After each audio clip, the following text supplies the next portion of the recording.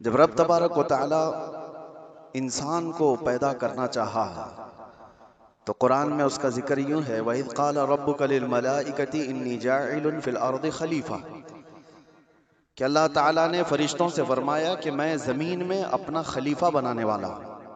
इंसान को अल्लाह ने क्या फरमाया? अपना खलीफा। इंसान अल्लाह का नायब बनाया जा रहा है। तो फरिश्तों ने क्या कहा था रब ताला की बारगाह में? अतजअलु फीहा मन युफ्सिदु फिल अर्द, अतजअलु फीहा मन युफ्सिदु फीहा, ऐ अल्लाह क्या तू ऐसे को खलीफा बनाएगा जो जमीन में जाकर फसाद मचाएगा, जुल्म करेगा, खून नाहक करेगा। अल्लाह तबारक व तआला ने इरशाद फरमाया, इन्नी अअलमु मा ला तअलमून, मैं जो जानता हूं वो तुम नहीं जानते।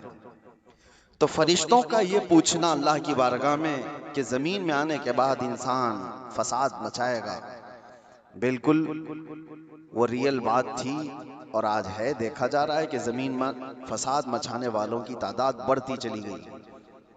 लेकिन अल्लाह का निजाम है, ये दारुल अमल है, दारुल इम्तिहान है कि यहाँ भेजा गया है इंसानों को पावर देकर, ताकत देकर, इख्तियार देकर।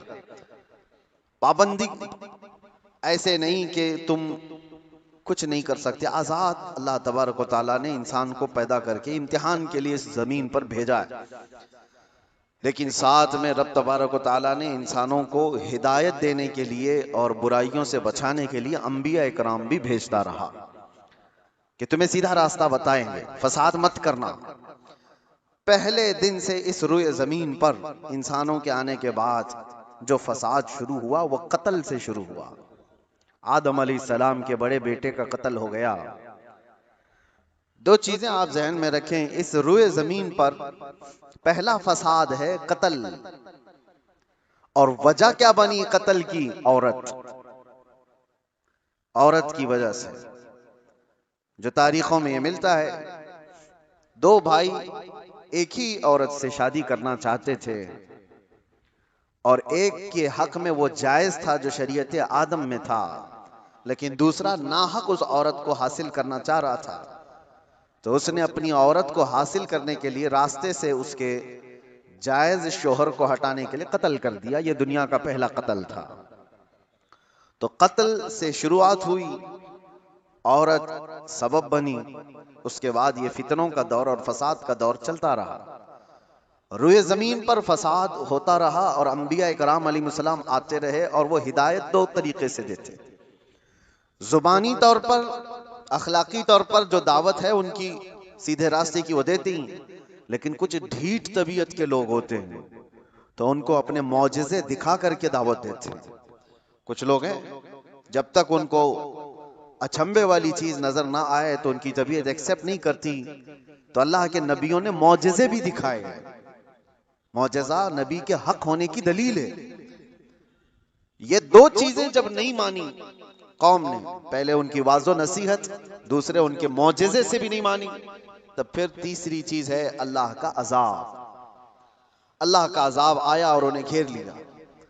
और ये तारीख में एक बार नहीं, बार बार होता रहा। रब तबारक व तआला मोहलत देता है जालिमों को। और कुरान पाक की वही आयत मैंने आज आपके सामने तिलावत की। अल्लाह फरमाता है, वला तहसबन्नल्लाह गाफिलन अम्मा यअमलु ज़ालिमून, लोगो ये हरगिज गुमान मत करना कि अल्लाह तबारक व तआला जालिमों से बेखबर है। हरगिज ये मत सोचना कि वो गाफिल है अल्लाह जो कुछ जालिम कर रहे हैं इन कामों से, हरगिज नहीं। इन्नमा युअख्खिरुहुम, हाँ वो उनको ढील दिया हुआ है। लियौमिन तशख़सु फ़ीहिल अब्सार, उस दिन तक के लिए ढील दिया हुआ है जब सबकी आंखें उन्हें पहचान लेंगी और दर्दनाक तरीके से उनकी गिरफ्तारी होगी। जुल्म क्या चीज है, इसकी डेफिनेशन जरूरी है हर इंसान को मालूम होना। जुल्म आम तौर पर हम लोग ये समझते हैं कि ना इंसाफी, इनजस्टिस को जुल्म कहा जाता है और वो दूसरे के ऊपर जब भी किया जाए तो उसको जुल्म, बल्कि जुल्म आदमी अपने आप से शुरू करता है। कुरान पाक में कई जगहों पर अल्लाह ने ये बयान फरमाया कि वो बड़ा जालिम है जिसने अपनी जान पर जुल्म किया। दूसरों पर जुल्म बाद में होगा। तकरीबन इंसान अपने आप पर भी तो जुल्म कर रहा है। अपने आप पर जुल्म कैसा होगा? अपने आप पर जुल्म कैसे? अपने आप पर जुल्म ये है, जुल्म की तारीफ जो डेफिनेशन है वो ये है, वदअ शै अला गैरि महल्लिही, किसी भी चीज को उसकी असली जगह से हटाकर रख देना। टोपी को अगर कोई पाँव में पहने तो उसकी जगह तो नहीं है। चप्पल को कोई सरों पर रख रहा है तो उसकी जगह तो नहीं है। ये जुल्म है। जिस चीज का जो मकाम है उसको वहां पर रखना ये इंसाफ, और उस चीज से उसे हटा देना ये जुल्म। इसको क्या कहते हैं? जुल्म। किसी भी चीज की असली हैसियत से उसको हटा देना। अब इंसान अपने आप पर जुल्म कैसे कर रहा है? अल्लाह ने तुम्हें अशरफुल मखलूकात बनाया, और अगर तुम अपने आप को जानवर की जगह रख रहे हो तो जुल्म अपने आप पे कर रहे हो।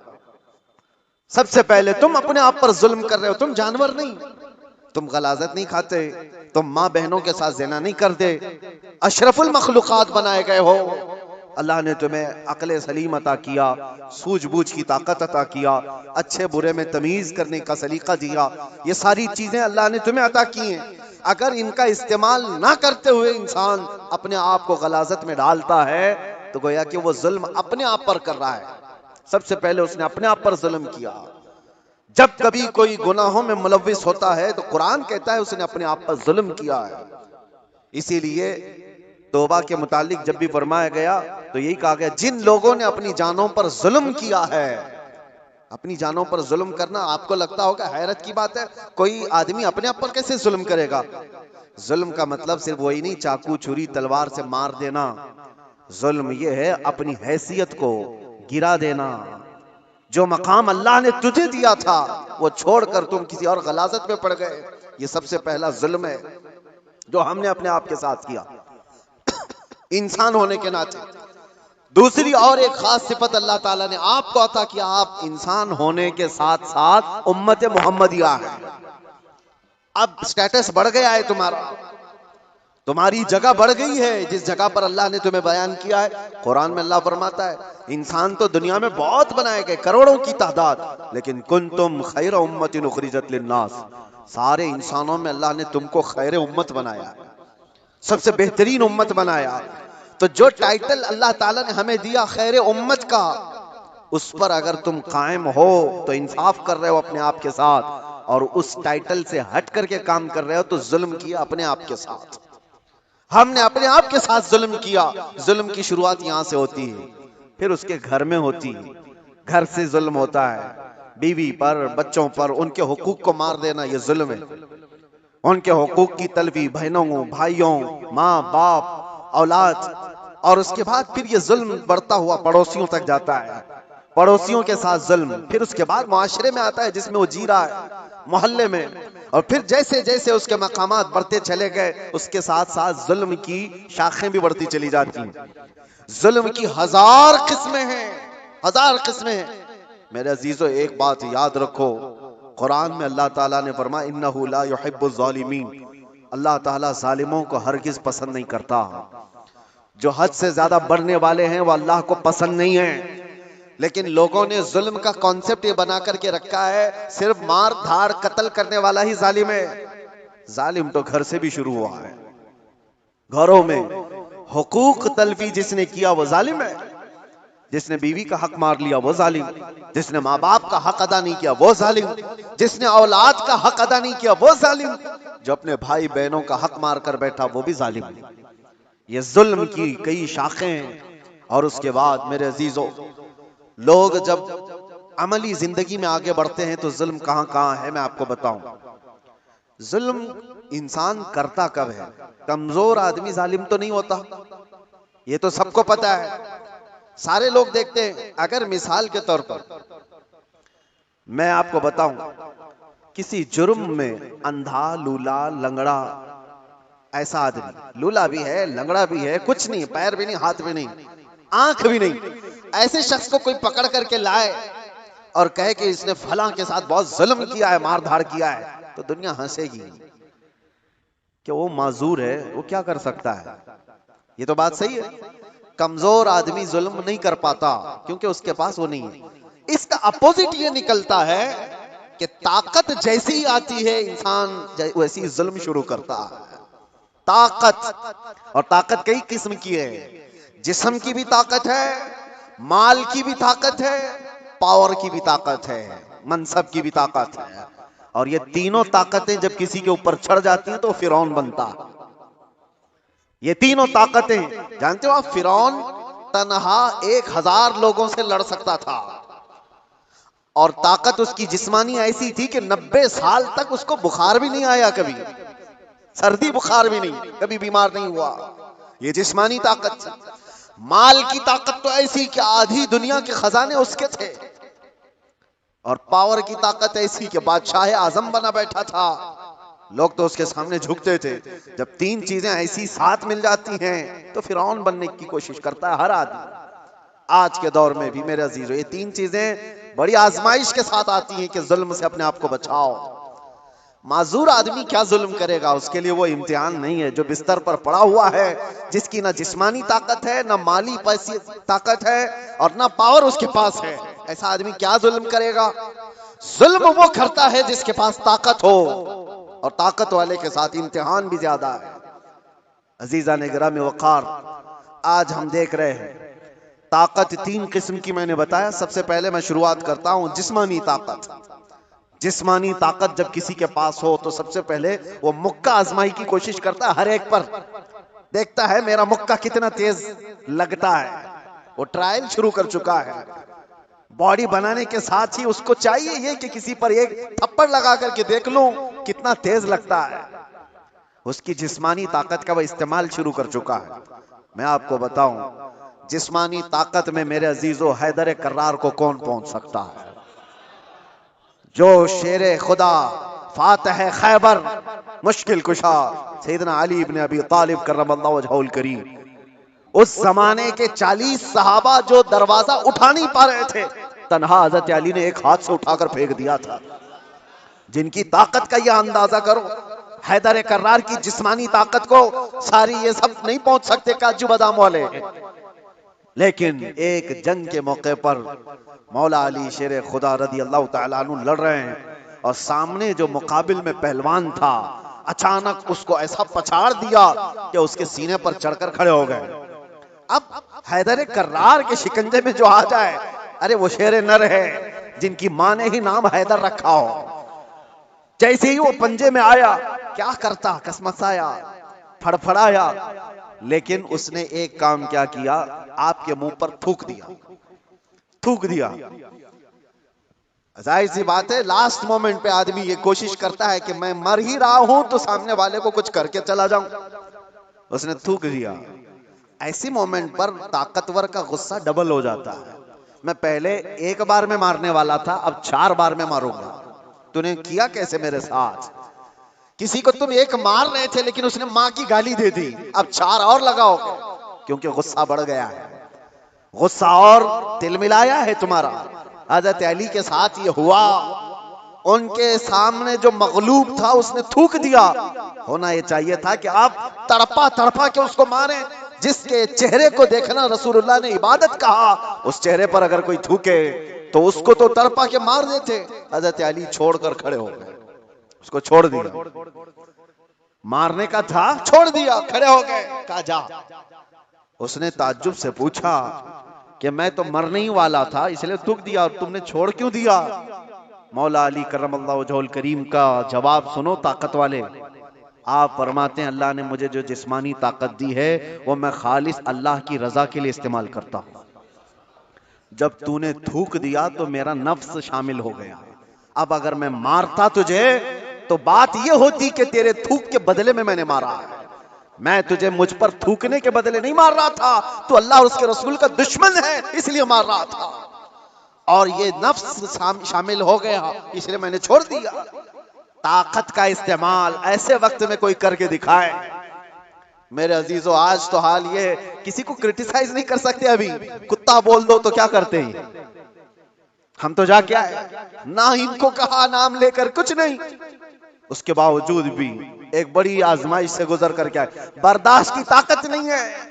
मौला अली करमल्लाहु वजहुल करीम को उनके सामने दुश्मन मगलूब ने थूक दिया, तब छोड़ दिया आपने। कहा मैं अपने नफ्स के लिए नहीं लड़ता, अपने नफ्स के लिए नहीं। और आज जो कुछ भी पावर का इस्तेमाल है, ताकत का इस्तेमाल है, वो सिर्फ और सिर्फ नफ्स के लिए है। आज नफ्स के लिए। ये एक मिसाल मैंने आपको बताया, जिस्म का गलत इस्तेमाल करने वाले लोग। और क्या समझते हो तुम्हारी ताकत क्या ये हमेशा की है? चंद दिन का इंतजार करो, दांत टूट जाएंगे, कमर झुक जाएगी और उसके बाद आजाद जवाब देने लगेंगे। जिन हाथों से तुमने मुक्का आजमाई की थी, चंद दिनों के बाद वो हालत होने वाली है कि हाथ से तुम्हारे गिलास भी नहीं पकड़ा जाएगा। रोटियां तुम्हारे हलक तक डालने के लिए हाथ कपकपा रहे होंगे। हमने बड़े बड़े पहलवानों को बिस्तर पर पांव रगड़ रगड़ कर मरते हुए देखा है। ये जिस्मानी ताकत फानी है, खत्म होने वाली है। और समझ लो कि तुम में बुढ़ापा नहीं आया, कमजोरी नहीं आई, बीमारी नहीं आई, तब तो मौत तो आनी है, चाहे जवानी में आए। और मेरे आका सल्लल्लाहु तआला अलैहि वसल्लम एक बार हजरत अबू हुरैरा रदियल्लाहु तआला अन्हु के साथ एक ऐसे खंदक के पास से गुजर रहे थे जहां लोग कूड़ा करकट कचरा सब फेंका करते थे। वहां पर मेरे आका सल्लल्लाहु तआला अलैहि वसल्लम खड़े हो गए। हजरत अबू हुरैरा से कहते हैं, इस खंदक में कुछ तुम्हें नजर आ रहा है? तो आपने कहा, हाँ या रसूल अल्लाह सल्लल्लाहु अलैहि वसल्लम, हड्डियां हैं पुरानी। आप सल्लल्लाहु अलैहि वसल्लम ने फरमाया, ये उन मरे हुए लोगों की हड्डियां हैं, उनके कपड़े हैं जो गल चुके हैं, जो अपने जमाने में ऊंची सवारियां करते थे, बड़े जिस्मों के मालिक थे। इनको ताकत और कुव्वत बहुत दी गई थी और आज ये सड़ गल गए हैं और कीड़ों की ग़िज़ा बने। ये हश्र तो उन ताकतवरों का भी होगा जो आज अपनी ताकत का गलत इस्तेमाल कर रहे हैं। थोड़े दिनों की बात है, आप ये ताकत को फानी होते हुए देखेंगे। इसलिए मेरे अजीजों, जब अल्लाह ताला ने जिस्मानी ताकत दिया है तो संभाल करके रखना कि हाथ उठे तो कहीं जुल्म के लिए ना उठे, जुल्म के लिए ना उठे। जिस्म का इस्तेमाल कभी अपने नफ्स के लिए ना हो। इमाम अहले सुन्नत इमाम अहमद रजा खान फाजिल बरेलवी रदी अल्लाह ताला, कौन नहीं जानता आज, आशिकों के इमाम, बरेली के ताजदार, जिन्होंने हजारों मसाइल का हल लिख दिया अपनी जिंदगी में, 1000 से ज्यादा किताबें लिख दी। और वो शहंशाह वक्त अपने जमाने के कुतुब मस्जिद में एतिकाफ में बैठते थे रमजान में, लेकिन एतिकाफ की हालत में भी मुसलसल इल्मी काम किया करते थे। एक बात थी, आला हजरत जैसे फकीह, उनके जैसा बड़ा आलिम, जिसके सामने दूसरे कई उलमा अपने घुटने टेक देते हो, एतिकाफ की हालत में तवज्जो, जैसी ही इफ्तारी हो जाती तो आपके खादिमों में से, घर से जो खाना लाया जाया करता था, एक बच्चा था 12 साल का, वो तो शदान लेकर के आता था, इफ्तारी और सहरी पहुंचाता था मस्जिद में। लेकिन आला हजरत को एक आदत थी पान खाने की, और पान खाने वाले लोग इफ्तारी के फौरन बाद पान चाहिए। आला हजरत इफ्तारी कर चुके, पान जो रोजाना आता था वो बच्चा पान लाया नहीं, और टाइम गुजरता गया, आपको पान की तलब हुई कि अभी तक आया नहीं, अभी तक आया नहीं। वो तकरीबन घंटा भर के बाद वो बच्चा आया और दौड़ता हुआ आया, कहा, बड़े मौलाना साहब पान रह गया। पान ला करके दिया, एक तमाचा उसको लगाया, कहां चला गया था, पान लेकर कहां भाग गया था। वो बच्चा, जो खादिम है, खिदमत करने वाले लोग हैं, कहा माफ कीजिए भूल गया था, दिया और चला गया भागकर। पान खा लिया। आपके शागिर्द हैं अल्लामा जफरुद्दीन बिहारी रहमतुल्लाह तआला अलैह, उन्होंने लिखा है इसको, आला हजरत के शागिर्द। वो कहते हैं पान खाने के बाद आला हजरत इतने बेकरार हो गए, तरावी हो गई, टहलते रह गए इधर से उधर बेचैनी से। मैंने जाकर पूछा इमाम वक्त से, आला हजरत से, मौलाना जफरुद्दीन साहब फरमाते, कहा क्या वजह है?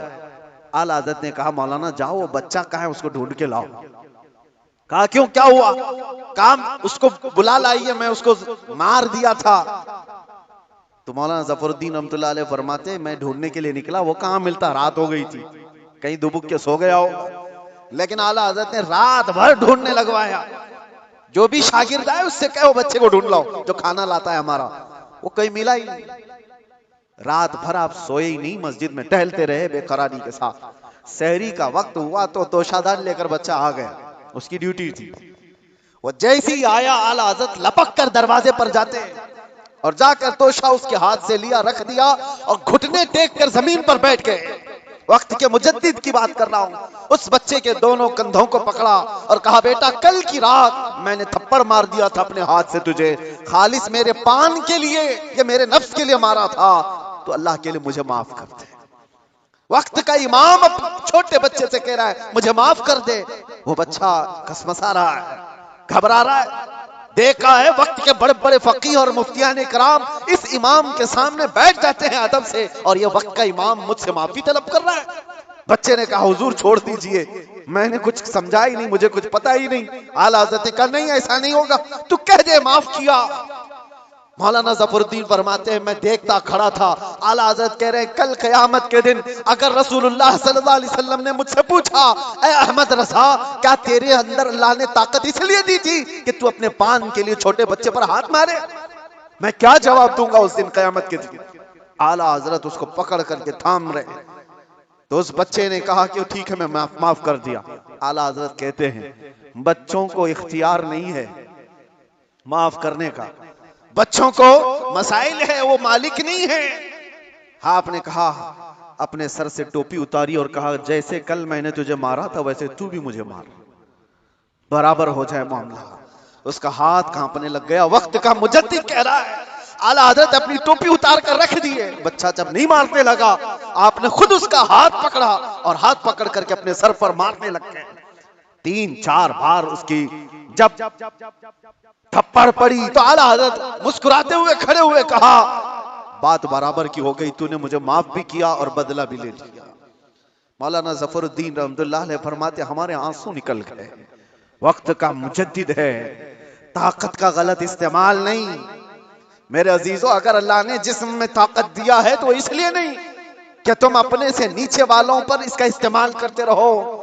इसीलिए अल्लाह के नबी सल्लल्लाहु अलैहि वसल्लम ने क्या फरमाया, मन लम यरहम सगीरना वलम युअक्किर कबीरना फलैसा मिन्ना, जो अपने छोटों पर रहम नहीं करता और बड़ों की शफकत नहीं करता और बड़ों की इज्जत नहीं करता, वो मेरी उम्मत में से नहीं।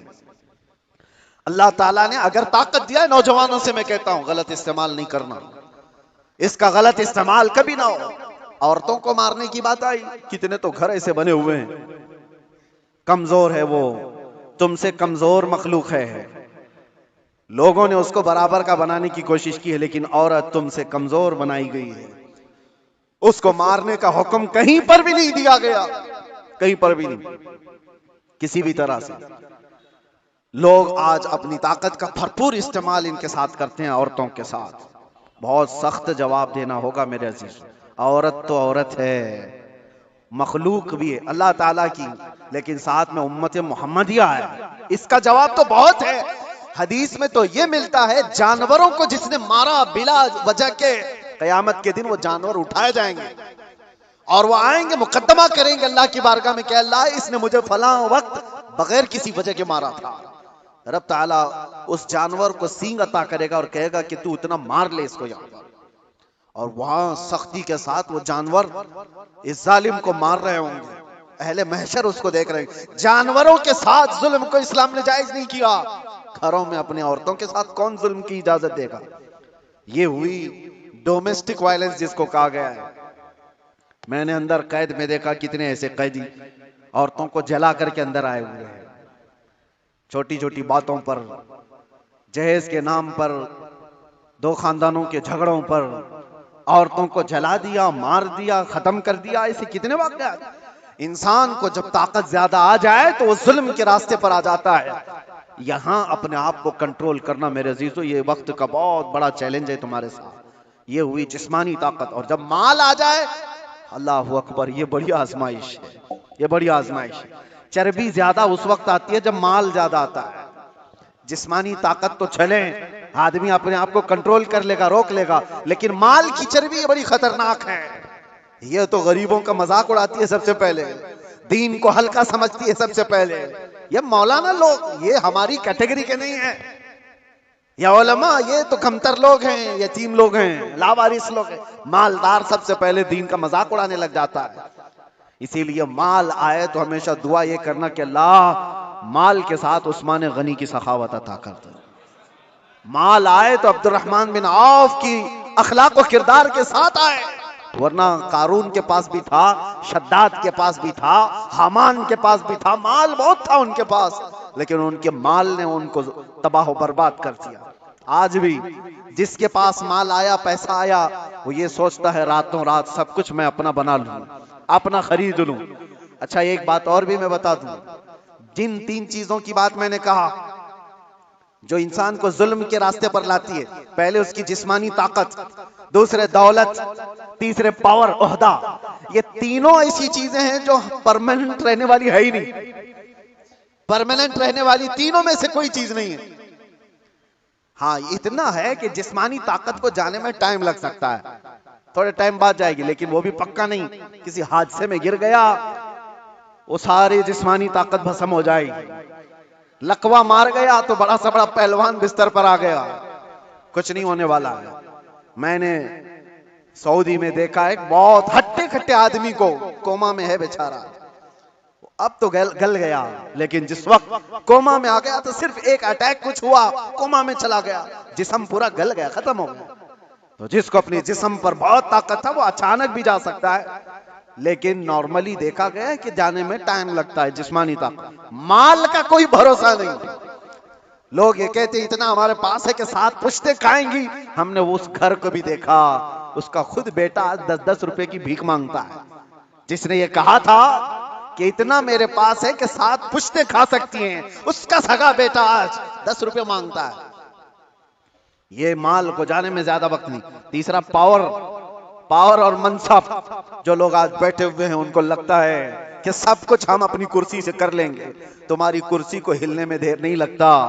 तुम्हारा जुल्म जो है ये दीमक है जो इस कुर्सी को खाकर खत्म कर देगा। जुल्म कुर्सी पर बैठा हुआ आदमी जब करता है, माल वाला और कुर्सी वाला दोनों, ये वक्त के साथ ऐसे तेज बहते हैं कि उनको अंदाजा ही नहीं होता। उन्हें पता नहीं उनके जुल्म के शिकार मजलूमीन की आहें अल्लाह तक जा रही हैं। रब तबारक व तआला कुरान में फरमाता है कि अल्लाह तबारक व तआला इनके कामों से बेखबर नहीं। जो लोग पीड़ित हैं, जुल्म से निशाना बने हुए हैं, तो क्या इनको इंसाफ नहीं मिलेगा? दुनिया की अदालतें इंसाफ ना दें, अल्लाह की अदालत तो है जो इंसाफ अता करे। जालिम दुनिया में भी भुगतेगा और आखिरत में उसका दर्दनाक अंजाम है, दर्दनाक अंजाम है। फिरौन के साथ क्या हुआ, नमरूद के साथ क्या हुआ? अरे एक मच्छर से हिलाक हो गए। फिरौन पानी में गर्क कर तबाह हो गया, गर्क होकर तबाह हो गया। अबू जहल को 2 छोटे बच्चों ने मार के गिरा दिया। जो ताकत और माल का नशा था जिसको, आज हालात ऐसे मेरे अजीजों, ये 2 तरह का जुल्म बहुत बढ़ गया है, माल का और पावर का। आज जो पूरी इंटरनेशनल न्यूज घूम रही है अमेरिका की दादागिरी, कोई बोलने वाला है इस पर? वो किसी भी मुल्क के राष्ट्रपति को उठा करके ले जाए, किसी को कुछ नहीं। हालांकि नई बात नहीं है, नई बात नहीं। पावर है ना, ताकत है, नशा है, वो कुछ भी कर सकता है। ये पहली बार नहीं, ऐसे कई मुल्कों के साथ हुआ है।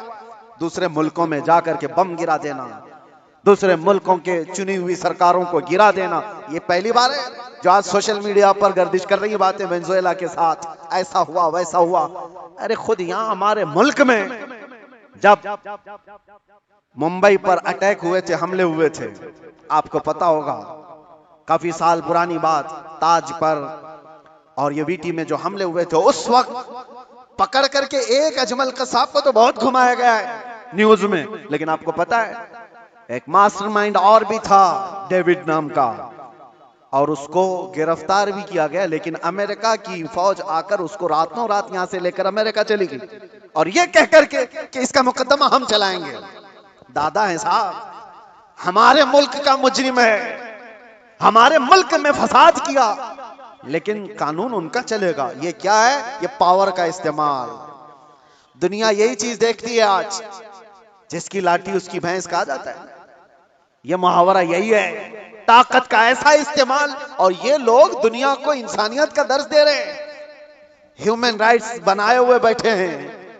इंसानों के अकदार ये सिखाएंगे हमें जो दुनिया को जुल्म से हाँकते हैं। मेरे अजीजों, एक बात याद रखो, अल्लाह के नबी सल्लल्लाहु तआला अलैहि वसल्लम ने अगर फरमाया कि जुल्म को अल्लाह पसंद नहीं करता, तो रसूलुल्लाह ने अपनी जिंदगी से करके दिखाया है। यह नहीं है कि तकरीरों में कहा है या कोई स्टेटमेंट है।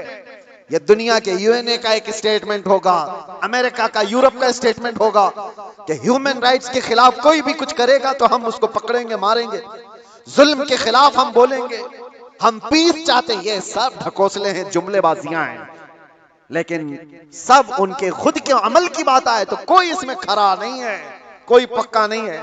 लेकिन आओ बारगाह रिसालत मुआब सल्लल्लाहु अलैहि वसल्लम, अल्लाह के नबी सल्लल्लाहु तआला अलैहि वसल्लम जब फरमाते हैं कि जुल्म जायज नहीं, तो मस्जिद नबवी का वो माहौल है, सहाबा बैठे, हुजूर ने फरमाया ये मेरे आखिरी वक्त होंगे, मैं दुनिया से जा रहा हूं, मफहूम मैं बता रहा हूं, इसके बाद हो सकता है तुमसे मुलाकात ना हो, लेकिन तुम में से किसी पर भी कोई हक मेरा बाकी रहे या मुझ पर किसी का हक बाकी है तो खड़ा हो और मुझसे सवाल करे। हुजूर ने फरमाया, और एक साहबी खड़े हो गए, कहा या रसूलुल्लाह आप पर मेरा एक हक है। कहा क्या है? फला जंग में जब जा रहे थे, आप सफें सीधी कर रहे थे, मैं थोड़ा बाहर आ गया था, आपने छड़ी से मुझे मार दिया था, मैं बदला लेना चाहता हूं, आप पर मेरा हक है। तो रसूल करीम सल्लल्लाहु तआला अलैहि वसल्लम ये नहीं फरमाया, इस्लाम का बादशाह जो इस्लामी सल्तनत को एस्टेब्लिश कर रहा हो कि तुम बादशाह जो पूरे कायनात में फैलने वाला दीन है उसके मुक्तदा और उसके आका से बदला लेने की बात कर रहे हो। नहीं फरमाया, हुजूर ने फरमाया उठो आओ। हजरत उमर तलवार निकाल लिए थे, कहा कौन है जो रसूलुल्लाह से बदला लेगा? हुजूर ने फरमाया उमर तलवार नीची करो, या अदालत की महफिल है, यह इस्लाम है, या अल्लाह तबारक व तआला की मंशा के मुताबिक चलेगा, ना कि पावर के मुताबिक। पावर तुम्हारे पास है, इख्तियार तुम्हारे पास है। हुजूर ने फरमाया आ जाओ। वो सहाबी आए, लेकिन उन्होंने ये भी तकाजा किया कि या रसूल अल्लाह जिस वक्त आपने मारा था मेरे जिस्म पर जुब्बा नहीं था, मैं नंगी पीठ था, आपने मार दिया था, मैं चाहता हूं आप भी अपना जुब्बा उतार दीजिए। हुजूर पाक सल्लल्लाहु अलैहि वसल्लम ने उस वक्त अपना जुब्बा उतार दिया बगैर कुछ कहे। उस सहाबी ने बढ़कर मेरे आका की मोहरे नबूवत का बोसा ले लिया। दोनों कंधों के बीच हुजूर के एक ऐसी मोहरे नबूवत थी जो सूरज से ज्यादा चमकती थी। ये निशानी थी मेरे आका के खातमुन नबीन की, खत्मे नबूवत की मोहर। उस सहाबी ने बोसा ले लिया और कहा बदला हो गया मेरा ये। लेकिन अल्लाह के नबी सल्लल्लाहु अलैहि वसल्लम ने अपने आप को पेश तो किया है, कोई किसी के सामने ये गज तो बताए कोई। अरे आज का कोई भी नेता खड़ा होकर के कह दे किसी पर कोई हक बाकी है तो पूरे घर निकल आएंगे। हाँ, सबका तो खा के बैठा हुआ है छोटी छोटी चीजों के लिए। अब तो देखें लोग फिर भी संभलते नहीं है। मुझे हैरत इस बात की होती है, ये जो अभी इलेक्शन आ रहे हैं सारे नेता तो बाहर निकले होंगे, सब तुम्हारे पास अपनी अपनी कहानियां लेकर, लेकिन इनके पिछले जुल्म तो याद नहीं है, लोगों को भूल जाते हैं। अरे पानी के लिए लोगों से रिश्वत, घर के लिए रिश्वत, हर चीज के लिए ये मखलूक के साथ जो जुल्म करके कुर्सी संभालते हैं, इनका जब वक्त आए तो मेरे अजीजों तुम्हें भी तो अपने पावर का इस्तेमाल करना चाहिए। एक बात याद रखो, इमाम हुसैन का ये जुमला है, आपने फरमाया था कि मेरे नजदीक जालिम वो नहीं जो किसी को मारता है, जालिम वो भी है जो उसके जुल्म को देखकर खामोश रहता है, आवाज नहीं उठाता। और यहां आवाज उठाने की बात तो छोड़ो, तुम तो ताउन कर रहे हो। आप भाई आगे बढ़ो, हम तुम्हारे साथ हैं, जुल्म करते रहो हम भी तुम्हारे साथ हैं, पैसा खाते रहो हम भी तुम्हारे साथ हैं। ये क्या है? ये निजाम को बदलने की जरूरत है। आज पावर का जो इस्तेमाल हो रहा है, गलत इस्तेमाल, इसको बदलने की अपने अंदर सोच पैदा करो। आप सोचते होंगे हम थोड़ी तादाद में, हमसे क्या होगा? हरगिज मत सोचो, एक की सोच से भी इनकलाब आता है, एक की सोच से भी इनकलाब आता है। बढ़ना तुम्हारा काम है। तुम क्यों सोचते हो कि पूरी दुनिया मेरे साथ खड़ा होना चाहिए?